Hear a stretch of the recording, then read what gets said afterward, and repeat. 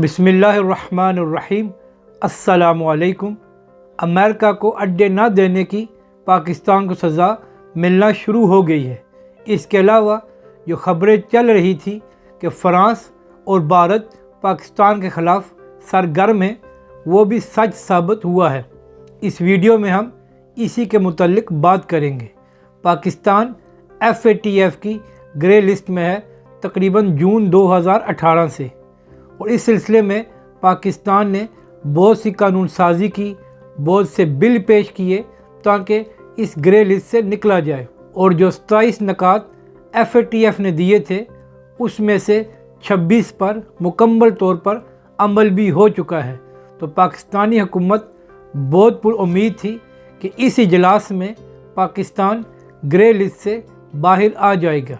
इसीलिए कुछ दिन पहले शाह महमूद कुरैशी ने एक बयान दिया था कि अगर सियासी बुनियादों पर फैसले न किए गए तो पाकिस्तान आराम से FATF की ग्रे लिस्ट से बाहर आ जाएगा। मगर अफसोस शाह महमूद कुरैशी का डर सही साबित हुआ और फैसला सियासी बुनियादों पर ही हुआ है और पाकिस्तान को ग्रे लिस्ट में रखा गया है।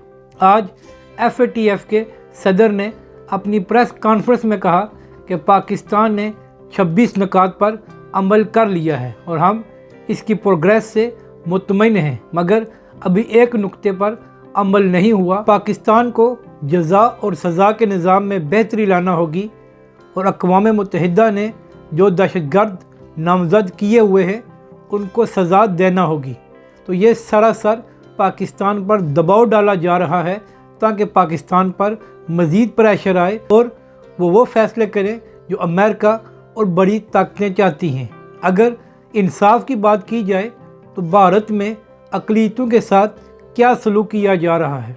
जब से मोदी की हुकूमत आई है तो वहाँ पर मुसलमानों का जीना इन्होंने मुश्किल किया हुआ है। तो क्या FATF को वो लोग नज़र नहीं आते जो कुछ भारत में हो रहा है?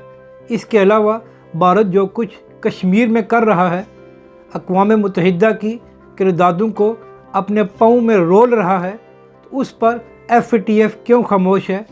क्या सारे कानून सिर्फ पाकिस्तान पर लागू होते हैं?